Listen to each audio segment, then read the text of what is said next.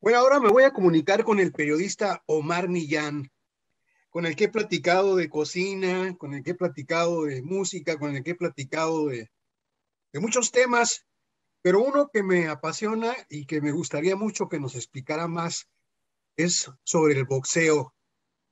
Hace casi 10 años descubrí un gran libro que creo que es de los que se ha vendido más, Fábrica de Boxeadores Tijuana, y yo creo que vas a celebrarlo en el 2022, pues en grande, ¿no? Pero tengo entendido que ahora también eres cineasta y nos vas a presentar un documental en la Cineteca Tijuana. Omar, eres un paquete de sorpresas. Sí, vamos a presentar el 19 de noviembre, el viernes 19 de noviembre a las 7 de la noche en la Cineteca Tijuana. Vamos a tener la premier de la película, se llama Desde la Esquina. Sí. Y como lo dijiste, aborda el boxeo, pero no como lo había abordado en el libro La Fábrica de Boxeadores, que es un coro ahí de voces de entrenadores, de referees, de jueces, por supuesto, de boxeadores, de toda esta comunidad boxística, sino ahora desde la perspectiva de un personaje que justamente desde que hice el libro me llamó mucho la atención, que es el entrenador Rómulo Quirarte, y cómo a través de este personaje podía contar lo que es esta ciudad con relación al boxeo, ¿no? Una capital del boxeo, y cómo la vida de este entrenador va paralela también a la vida boxística, de cómo crece, nace esta capital, se desarrolla y vemos lo que es ahorita, ¿no? Y vemos también lo que es este entrenador, que curiosamente es uno de los menos celebrados en el país, a pesar de que sin duda está entre el cuarteto de mejores entrenadores en la historia del pugilismo mexicano, ¿no? Sí, el problema es que él no vive en Tepito ni en la Bondojito. Sí, sí, sí. Y aparte no le gustan los reflectores, siempre se ha mantenido detrás del boxeador. De hecho, él bueno, lo dice en el documental, pero también lo ha dicho en otros foros, que él no vive del boxeo, él siempre ha vivido de su trabajo, del empleo que ha tenido por más de 30 años, y que el boxeo entró como casi por accidente, a raíz de que uno de sus hijos quiere aprender a boxear y él se queda ahí en el gimnasio del CREA y bueno, ya todo lo demás es parte de la historia que contamos en el libro, pero también, perdón, en el documental, pero también la otra historia que él no había hablado, que es una niñez muy dura, tanto en Mexicali como en su natal Guadalajara, y el traslado y los abandonos que tuvo desde niño y cómo fue creado y cómo todo eso le sirve para recibir a cientos de jóvenes en su gimnasio CREA, muchos de ellos pandilleros o expandilleros, con una infancia muy parecida a la que él vivió y que tuvo de inmediato esta empatía para no solamente aprender, enseñarles un oficio, sino también impulsarlos a que estudiaran una carrera en la universidad, porque él, si de algo se siente orgulloso, no es precisamente de haber trabajado directamente con 10 campeones mundiales y con una gran cantidad de peleadores de élite, sino él se siente más orgulloso de la gente que ha llegado a la universidad y ha egresado y ahí está con él. Entonces, bueno, es un personaje que a mí me motivaba mucho para seguir escribiendo de él o bien ahondando en su vida. Y se dio el caso del documental porque creía que se podía contar mejor y no quería repetir La Fábrica de Boxeadores en un documental. Se podía contar toda esta historia, ¿no? Esta gran historia que tenemos los fronterizos. Fíjate que a mí me tocó cubrir boxeo del 85 al 90 y don Rómulo Quirarte yo lo admiraba, lo admiro, porque lo miraba trabajar y era un personaje muy serio. Pero por supuesto los que llamaban la atención eran los entrenadores que están en México. Sin embargo, él poquito a poco fue haciendo al Jíbaro Pérez, al Tanaka, al Dinamita Estrada. O sea, todos los boxeadores fueron creciendo, pero de la mano de un hombre modesto como don Rómulo Quirarte. Sí, lo que tuvo Rómulo, a diferencia de otros entrenadores del país, es de que muchos de estos peleadores, por ejemplo, esos dos que mencionas que llegaron a ser campeones mundiales, los primeros campeones mundiales que se formaron en la ciudad, que fue José Dinamita Estrada y Raúl Jíbaro Pérez, él los formó desde que no sabían nada del boxeo. Es decir, los conoció desde niños, los hizo peleadores amateurs, les hizo una larga pelea, una larga carrera como púgiles amateurs, tanto en Estados Unidos como en México. Son peleadores que llegaron a ser profesionales con más de 100 peleas amateurs, algo que difícilmente se da ahorita. Y por eso fueron los peleadores que fueron, ¿no?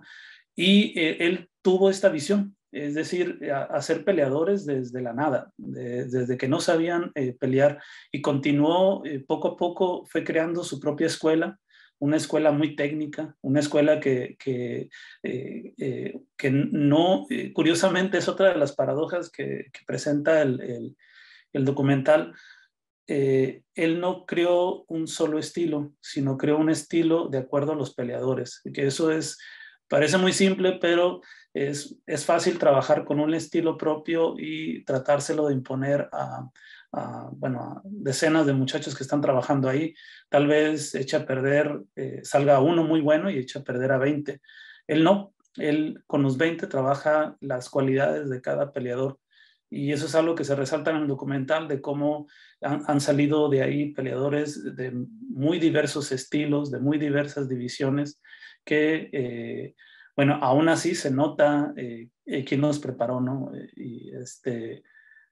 Bueno, eso es parte de lo que contiene el documental, además de una serie de personajes que hablan del protagonista, de don Rómulo Quirarte, y de la ciudad, de cómo esta ciudad se fue formando prácticamente desde su fundación, cómo se ofreció boxeo aquí desde que nace Tijuana como polo turístico mundial durante la ley seca en Estados Unidos, y cómo pues nunca paró. Esta ciudad siempre ofreció a lo largo de más de 100 años buen boxeo siempre, y boxeadores de primera élite como Sugar Ray Robinson aquí pelearon, y pelearon, por ejemplo, en foros como el desaparecido El Toreo de Tijuana. Ahí en el documental van a aparecer una serie de imágenes y de estas referencias de que Tijuana fue creciendo. En un principio trajo peleadores o estrellas de otros lugares, y después trajo peleadores de otras partes del país, pero poco a poco, y esa es la parte que corresponde a Rómulo Quirarte, se fueron formando peleadores aquí, y se fueron dando no solamente los primeros ídolos locales, sino también los primeros campeones nacionales y después campeones internacionales, hasta conseguir que actualmente son 21 campeones mundiales. Hay países que no tienen un solo campeón mundial, y bueno, solo Tijuana tiene, en realidad toda la región, ¿no? Tijuana tiene 21 campeones mundiales, pero Mexicali y Ensenada han creado también grandes boxeadores, ¿no? Es muy curioso. Yo de niño recuerdo una pelea Juniaki Shibata contra Vicente Saldívar en diciembre de 1970, pero la recuerdo porque Vicente Saldívar fue derrotado y le quitaron el campeonato mundial, ¿no? Creo que era Pluma, en Tijuana. También recuerdo peleas de Mantequilla Nápoles. Y luego ya vienen Sí, los años 80, ya ahí viene, creo yo, la época de oro del boxeo tijuanense, porque comenzaron a surgir muchos boxeadores y entre ellos el entrenador Rómulo Quirarte. Qué bueno que estás haciendo sí. este trabajo porque es la memoria que se puede contar a través de un deporte. Hace unas semanas se entrevistaba a un investigador del Colegio de la Frontera del Norte que habla de la lucha libre desde los años 40 y hizo una tesis y lo publicó ahora en un libro, pero es muy suave saber de la historia de Tijuana a través de la lucha libre. Y ahora contigo, pues nos ayudas a través de un libro y a través de un documental y a través del boxeo. Sí, a mí lo que me interesaba tanto en el libro como en este documental yo escribí el guión, pero lo estoy codirigiendo con Mario Genel, un director de cine local. Lo que me interesaba mucho era establecer la relación entre ese pasado que pocas veces se menciona, o bien se menciona todas estas glorias, pero como si ya fueran cosas del pasado, como si no tuvieran una relación con el presente, como si no hubieran establecido la base que hoy estamos disfrutando. Me interesaba mucho establecer la relación que al final de cuentas era un punto de vista periodístico entre lo que estaba sucediendo y la relación que tenía con ese gran pasado. Es decir, establecer la relación entre los peleadores contemporáneos, en cómo ellos estaban viajando a Europa, a Estados Unidos, a Asia, a pelear, y cómo se había dado esto que pareciera que, bueno, solamente es exclusivo de un campeón mundial contemporáneo, pero ya existían los antecedentes y ya habían establecido caminos, promotores, una serie de gente del boxeo local que aquí comenzó a hacer funciones, a imitar un modelo que había aprendido en Los Ángeles con un ya poco recordado, un promotor griego, George Parnassus, mucho antes de Don King, mucho antes de Bob Arum, de estas grandes figuras de promoción internacional, existió este hombre, este promotor griego en Los Ángeles, y fue el primero en confiar en el peleador mexicano. Y en un momento, que fue los años 60 y los años 70 del siglo XX, en el que las grandes bolsas y las grandes arenas parecían exclusivas para los pesos completos, y obviamente para los pesos completos de origen estadounidense. Y este griego, George Parnassus, comenzó a confiar en el peleador mexicano, es el que vuelve figura internacional a Raúl Ratón Macías, al Púas Olivares, a José Joe Becerra, quien por cierto, Joe Becerra, cuando justamente hace casi 10 años, en el 2012, cuando presenté en la FIL de Guadalajara el libro de la fábrica de boxeadores, llegó él, Joe Becerra, llegó acompañado de gente del Consejo Mundial de Boxeo, de su familia, eran más de 15 personas. Nos hizo la noche porque llegó ahí a la presentación del libro, y justamente aprovechando, yo sabía que él que había peleado 2 veces en Tijuana, uno de ellos con un ídolo local, con Kid Irapuato, y le comenté durante la presentación que, bueno, que se recordaba su estancia acá, estas 2 peleas, aún cuando le había ganado 2 ídolos locales, y me dice él: mira, no solamente estuve y peleé con ellos en Tijuana, dice, yo viví 2 años acá, en la colonia Morelos, y en las promociones que hacía con George Parnassus yo no quería vivir en Los Ángeles. Él se estableció en Tijuana, como muchos boxeadores que peleaban en Los Ángeles continuamente, pero se establecían aquí, de aquí viajaban en carro, en automóvil hasta Los Ángeles. Y bueno, José Joe Becerra pues fue el primer campeón mundial que tuvo México. Es un peleador que a los 26 años se retira, y se retira prematuramente porque a pesar de que tenía 26 años, más de 60 peleas profesionales, y había sido el primer campeón mundial de México, pero se retira a raíz de que tuvo un incidente con un peleador estadounidense que conmocionó y murió. Y él vivió con esa pena y dijo, ya no puedo pelear. Pero bueno, tiene toda esta historia y ligada a la frontera, y como eso, bueno, tenemos una gran cantidad de ahí que, bueno, en el libro se menciona, y acá algunos personajes en el documental los volvemos a rescatar para darle contexto a la figura de Rómulo Quirarte, como ya existía pues una estructura para que se diera esto. Había 2 arenas, como lo recordarás, Jaime, en Tijuana, tanto la Arena Tijuana 72 y el Auditorio de Tijuana, que en la misma semana, uno el viernes y el otro el lunes, presentaban funciones cada semana. Y funciones, por ejemplo, de los promotores Guillermo Mayén e Ignacio Huizar, promociones que tenían, bueno, Mayén llegó a meter más de 5,000 personas al auditorio en sus funciones sin televisión.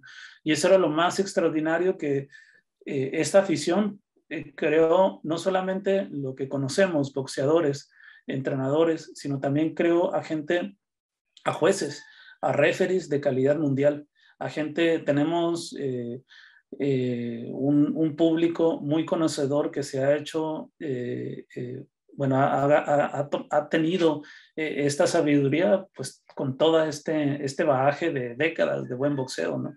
Es difícil que pues, lo engañen al promotor con falsos ídolos, en fin, ¿no?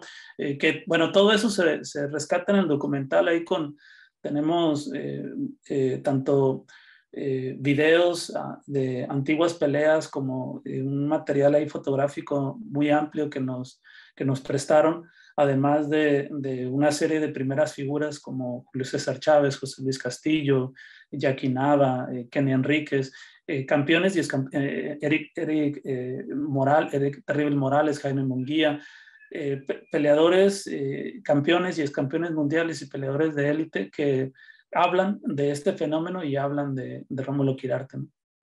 Sí, hace días platiqué con Guillermo Mayén y me recordó un dato que es impresionante. Me dijo que el 4 de abril de 1986, Bebé Gallardo rompió el récord en la Arena Tijuana 72 y el 7 de abril, 3 días después, Guillermo Mayén rompió el récord con Felipe Urquiza y Carita Sandoval. Sería como justamente la portada del libro. 6,500 o 7,000. Dice que se arrepiente de no haberlo hecho en el toreo de Tijuana. Pero imagínate, en menos de 4 días se rompen los dos récords en dos espacios diferentes. Sí, y en el auditorio cuando no había asientos, ¿no? Por eso pudo meter tanta gente. Claro. No había butacas y estaba únicamente el cemento. Sí, y qué época, ¿no? Es una época dorada que justamente nacen los primeros campeones, nacen figuras como Jorge Maromero Páez, como el propio Julio César Chávez, figuras de élite como Manuel Mantecas Medina. Es el único peleador en el mundo que ha sido campeón 5 veces en la misma división. Y creo que es el único, al menos en la frontera, que ha peleado en todos los continentes. Claro. En peleas Hay un boxeador que no se me puede olvidar cómo peleaba y cómo la gente lo apoyaba y lo encendía. Era el Macetón Cabrera. Sí, sí.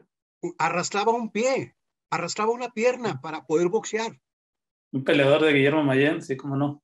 Impresionante. Y que sí, y de inmediato, que es algo natural, ¿no? En el público que se da cuando ve a una persona, en este caso, desvalida por un pie que no, cómo siente la empatía. Y sí, era los golpes, cómo lo celebraba la gente, ese ánimo también que había, que curiosamente, Jaime, es algo que también se da en la ciudad, ¿no? Como no había, en ese entonces no había otro deporte profesional. Bueno, estaba el hipódromo con los jinetes, el frontón Jayalay. En los años 70 fueron un equipo de básquetbol. Y Que los logró, dragones, que logró estaban que los dragones, creo la que victoria. estaban los potros, ¿no? Sí. Pero había también ese ánimo que aún persiste, ¿no? Si no hay algo, lo creas. Sí. Y que es algo muy de la ciudad, muy de Tijuana, que a falta de ciertos ídolos, a falta bueno, si no hay museos, si no hay artistas, si no hay boxeadores, los comienza a crear la ciudad como una especie también de necesidad. Y bueno, surgen estos fenómenos, ¿no? Que se ha dado también con la constancia y también como es parte del perfil de la frontera, ¿no? A veces arriesgar todo sin esperar que esto funcione, ¿no? Y en el boxeo ha funcionado.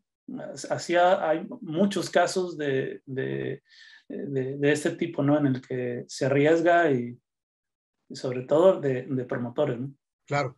Oye, escribiste un libro sobre la violencia en la ciudad, otro sobre la cocina baja californiana y otro sobre los boxeadores de Tijuana. Y ahora presentas un documental. ¿Qué es más difícil, escribir un libro o filmar un documental? Son muy diferentes y ambos tienen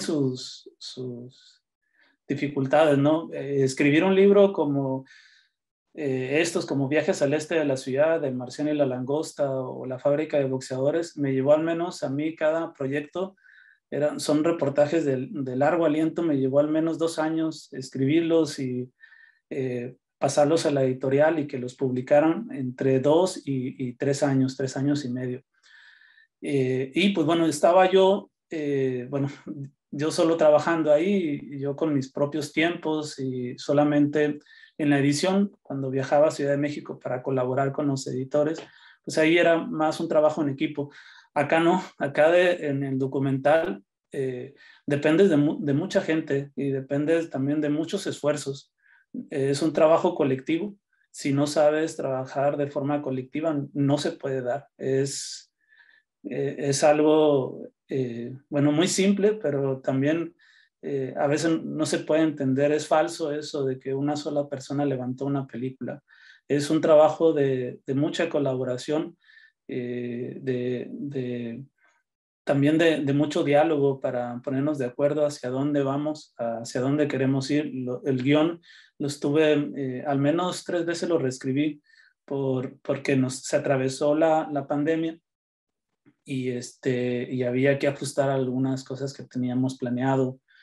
Hay unas imágenes ahí medio surrealistas que se hicieron una parte en la playa y otra parte que no se pudo hacer, que era en Ciudad Industrial, en Otay. Pero igual tardamos casi 2 años en hacerlo. Nunca paramos, que eso fue también lo que nos animó. Fue un trabajo ahí en equipo empezamos tres personas, los 3 productores, que es justamente Bobby Quirarte, el hijo de Rómulo Quirarte, Mario Genel, que es nieto de don Oscar Genel, y yo. Y pues nunca paramos desde que comenzamos. Fue también algo que nos animó mucho, de que las cosas avanzaran, de que a pesar bueno, yo no tenía nada de experiencia en esto y fui aprendiendo ahí rápido. Y estoy muy contento con el resultado. Es un largometraje de 1 hora con 34 minutos. Colabora Edward Coward en la narración, el actor Edward Coward.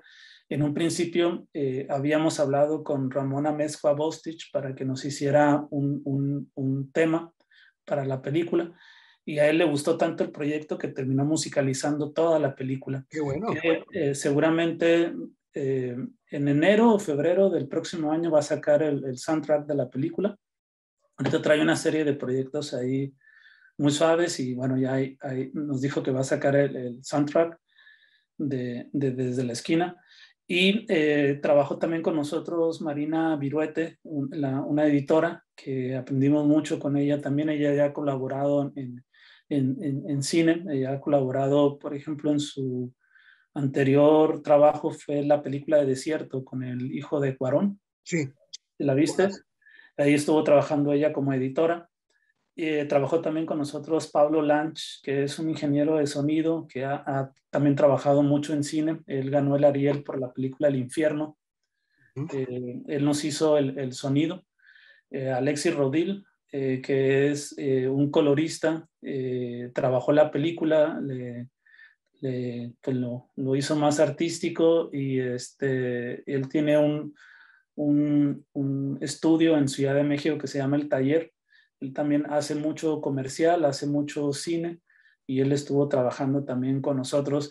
Y toda esta gente la sumamos, además de patrocinadores que confiaron en nosotros desde el principio, que es Lechería Jersey, Calimax y Coal Café, que no fue tan complicado sumarlos. En la medida que nosotros le decíamos lo que estábamos haciendo, lo que pretendíamos hacer, lo que ya habíamos grabado, ellos se sumaron al proyecto y por eso desde el principio sentimos que íbamos avanzando, que esto ya no iba a parar y ha sido relativamente rápido para terminar el proyecto, más en el contexto en el que estamos, ¿no? En donde muchas cosas, muchos talleres, muchas personas cerraron sus sus laboratorios o sus talleres donde podían trabajar. Y bueno, a pesar de eso, contamos con toda esta gente y nos seleccionaron en el Festival de Cine Independiente de Montreal. No nos fue bien, no ganamos nada, ya sucedió en una exhibición híbrida que fue en Montreal. Sin embargo, pues ahí está este laurel que al menos nos queda, ¿no? Para la publicidad. Ahora con los recortes presupuestales de la federación, el Festival de Morelia y el Festival de Guadalajara anunciaron ahí que iban a tener menos selección de sus películas, no pudimos entrar. Nosotros estábamos justamente en el punto final de la edición y inscribimos la película tanto a Guadalajara como a Morelia como película inacabada todavía. Y al parecer solo seleccionaron películas que tenían colaboración con INCINE. Y es la selección que está presentando, creo que hoy empezó, ¿no? Morelia. Pero en general estamos muy contentos por el trabajo que se hizo y bueno, ya lo van a ver el 19 de noviembre, que pues esperemos que estén ahí. Claro, claro, el viernes 19 en la Cineteca a las 6 de la tarde, ¿o a qué A horas? las 7 de la A tarde las 7. vamos a tener, pues de 7, la película de una hora 34 minutos. Al final vamos a tener una sesión de preguntas y respuestas y después vamos a tener un cóctel, un brindis para celebrar esto. Omar, pues un último detalle, tu libro de cocina recibió un reconocimiento a nivel internacional, ¿no? Sí, se expuso, es el Marciano y la Langosta, se expuso de junio al 21 de octubre pasado en el Museo Alfred Nobel de Suecia. Se expuso, hay una asociación del propio museo junto con un instituto de investigación de cultura culinaria, su sede está en Francia, tienen en China, en Suecia y es otro país, no recuerdo, en Italia. Y ellos hicieron una selección de los mejores libros a nivel mundial de los últimos 26 años, de los últimos 25 años, perdón, porque ese instituto está cumpliendo 25 años y el libro El Marciano y la Langosta fue seleccionado dentro de los mejores libros de cocina sustentable de los últimos 25 años. Y sí, estuvo ahí, no viajamos porque no teníamos presupuesto y andábamos ocupados. Nos invitaron, ahí nos hicieron llegar una carta donde es una nominación también como mejor libro sustentable. Tampoco ganamos nada, pero pues está la nominación y está sobre todo, ellos otorgan un sello a la edición justamente por esta selección. El sello implica, no es algo económico, al menos no de inmediato, pero sí a mediano o a largo plazo, porque eso conlleva a hacer una nueva edición y seguramente una traducción que ya la editorial está trabajando en 2 traducciones. Creo que, bueno, la de inglés es casi un hecho y están en francés, que a raíz de esto, de esta nominación y de esta exhibición, se dio también esta posible, ¿no? Colaboración con una editorial francesa. Que también la fábrica de boxeadores andaban en eso, ya habían ellos publicado el primer capítulo en una revista que es como, se llama la revista Correo Internacional, que es una revista similar a Gato Pardo o al New Yorker, y ellos tradujeron al francés el primer capítulo del Marciano con la idea de anunciar el libro, pero pues con todo esto que ha habido últimamente, en los últimos 2 años con la pandemia, o se han tardado o se han retrasado o bien todavía está ahí en espera los proyectos, pero pues sí, ahí Oye, están. pues esperemos que en el año que viene se haga una celebración en grande sobre ese libro, ¿no? Sobre el Marciano. Sí, no, sobre los boxeadores, la fábrica de boxeadores. Sí, el próximo año se cumple una década. Sí, Sí, bueno, llevamos ahí, creo que estamos como en los 15,000 ejemplares vendidos. es de los más vendidos. Es de los más vendidos. Muy bien. Gracias, Omar. No, pues gracias a ti, Jaime. Ahí nos vemos el 19 de noviembre en la Cineteca Carlos Monsiváis del Centro Cultural Tijuana.